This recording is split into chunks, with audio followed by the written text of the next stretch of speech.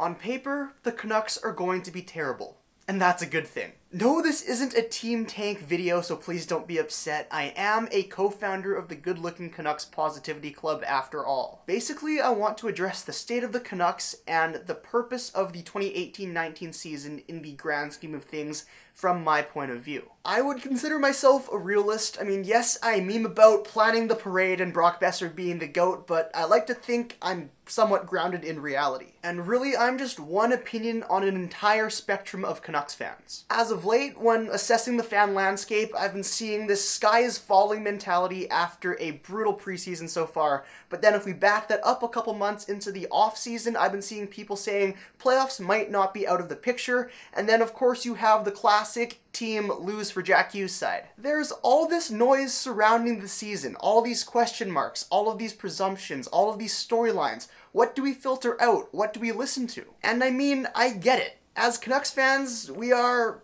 well, emotions are in our nature. Brief side note, I'm so glad that slogan is gone. Compete is in our nature was cheesy and just too long, too many syllables. We are relentless is so much better, but I digress. Anyway, we are emotional. We are emotional to the point where we ride the highs to their peaks and the lows to the pits. This is pretty much how I would sum up the past couple months as being a Canucks fan. The hype was real and rightfully so. Over the summer, we learned the Canucks had a top 3 prospect pool in the NHL. Our young guys looked amazing at the Young Stars tournament in Penticton, and well, the season hadn't started yet, there was still hope. But not too long before that, we were freaking out about the free agent signings. And now we're back on the downswing. Reality is settling in, compounded with that brutal 6-0 loss to the Oilers in the preseason. So I guess what the point of this video is one, it's the final installment of my 3-part off-season series, but it's also a way to explain to you guys my mentality for the season and why I am so excited for this season to get underway. In my last 2 off-season videos, I've talked about the free agent signings and what value they bring to the Canucks, as well as the plan moving forward for this logjam of Canucks forwards. So let's start this video briefly talking about the Canucks D and goaltending, since I have yet to do so. On D, we have the usual suspects: Edler Tanev, Delzato Stetcher, Hutton Goodbranson, Pouliot Biega, and Olli Juolevi. I think the plan here is for the Canucks to start the year with 14 forwards and 7 D-men. There are just so many options at forward, and D is much more set that this makes sense and is what I believe to be the Canucks' plan. And preseason has also played along the same lines in this fashion. Unfortunately, this means bye-bye OJ. He's looked pretty good in this preseason, but he hasn't amazed. Not that he was supposed to or expected to, but he definitely hasn't forced management's hand and will benefit playing in Utica. In goal, we have Jacob Markstrom, Anders Nilsson, and Thatcher Demko. Demko hasn't looked strong this preseason, and it sounds like part of that is getting used to implementing the changes asked of him by new goalie coach Ian Clark. He'll spend a majority of the year in Utica as well, which is a great thing. Well, what's the big plan here from Canucks management? What are they doing? If we look at the 14 forwards the Canucks have to work with, there's multiple question marks in the top 6. A majority of the offense will be relied upon from Bo Horvat, Brock Besser, and a rookie, and they have a bottom 6 that doesn't exactly push the needle. Vancouver's 2 key bottom 6 players put up some of the worst zone entry and exit numbers last year and were unable to put up very many shots. To state the obvious, with the subtraction of the Sedin twins and Thomas Vanek, that's 146 points the Canucks have to replace, which is going to be a problem for a team that only scored 218 goals, good for 6th worst last year. This is the first what I'll call bluff. The first bluff the Canucks are making is that they are relying on Bo and Brock to improve on their numbers from last year while being the #1 target for opposing teams to shut down, as well as relying upon Pettersson to anchor that second line for added scoring, all in the hopes of replacing the Sedins and then some. The second bluff the Canucks are bringing to the table is that they are returning with the same decor from last year, with not a lot of growth to be expected. The Canucks were 6th last in the NHL for goals against last season, and they also struggled with their zone exits and denying zone entries from opposing teams. Getting pucks out of the zone and eliminating scoring chances was an issue for last year's decor, and it's going to be an issue again this year. The third bluff is in net, coming back with the same tandem that last year gave them barely league average goaltending when they were at their best. Combine these all together and things align with the pundits. Everyone and their mothers alike have us finishing in the bottom of the standings. What's the plan here? And this is where I can honestly say I am excited for this season. The Canucks are going to be bad this year. Unless we go on some miraculous Vegas run, we are going to stink. We are going to be worse than stepping on Lego bricks, and that might be an insult to Lego bricks. The Canucks are going to be bad.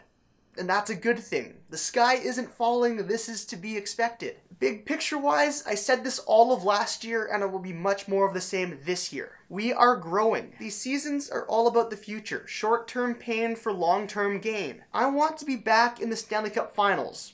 I want to win it all, and that doesn't just happen with mediocre playoff teams, that happens with legit contenders. Brendan Shanahan has a great quote, and I'll paraphrase. Every year, it's about setting yourself up in the best situation to succeed. There's usually 5 to 8 teams every year who, on paper, are favorites to win it all, and he calls this group the main poker table. The Leafs finally have a seat at this table this year, and I can only hope that one day the Canucks will too. Once the playoffs starts, everything sort of goes out the window in regards to what management can control, but until then, it's all about setting their teams up and being in the best situation possible. Getting to that table means you are in the game, and then it's all about how the cards fall. But you have to get there. The Canucks have a ways to go and lots has to be done, but that's why this year excites me. And it seems like it's part of the plan too, regardless of what you say about the free agent signings. They didn't go out and sign guys like James Neal or Mike Green, they signed culture guys. It's as simple as that. On paper, they didn't increase by 20 points. They arguably got worse with the departure of the Sedin twins. This year, the keys will be in the kids' hands, and it will all be about them learning how to drive the bus. Whether they turn into the 99B line or the 16, which by the way has to be the most unreliable bus in Vancouver, the direction this franchise goes is in their hands. If the team makes the playoffs this year, then that's amazing, because that means guys like Bo Horvat, Brock Besser, Jake Virtanen, Nikolai Goldobin, Elias Pettersson, all of those young players made huge, significant strides forwards. And if they don't make the playoffs, probably some of those guys will still have made significant progress. Plus, we get to add to our already top 3 NHL prospect pool with multiple high draft picks. I'm excited for this year because we get to see this new era start from ground zero. That's freaking cool. So when your friend who's a Leafs fan asks you why you still watch Canucks games, they're trash, all you have to respond with is... Actually, well, really, all you have to respond with is, they're my team, F off. But really, you can say you were watching this team because you get to watch this new core grow and come together. You were watching EP do his alien things out there on the ice. You're watching Brock Besser wheel moms and snipe bombs, and who cares about the score, Jack freaking Hughes? And then we have the AHL team. This is probably the best farm team the Canucks have ever had. Utica Comets look stacked, they're going to be deep, and they are full of future Canucks. Then we also have our prospects playing in the junior ranks. Quinn Hughes, who I've gone at lengths about before, Tyler Madden, Jet Wu, Michael DiPietro, Jack Rathbone, etc. It is an exciting time right now to be a Canucks fan, and we should be viewing it as nothing but that. But let's also not get too high on the feeling there's still so much work to be done. So much. But we don't need to talk about that right now because positivity. Let's stay centered with our eyes on the ultimate prize, but until then, let's enjoy what this year's has to offer. I mean, it's better than watching the Sens.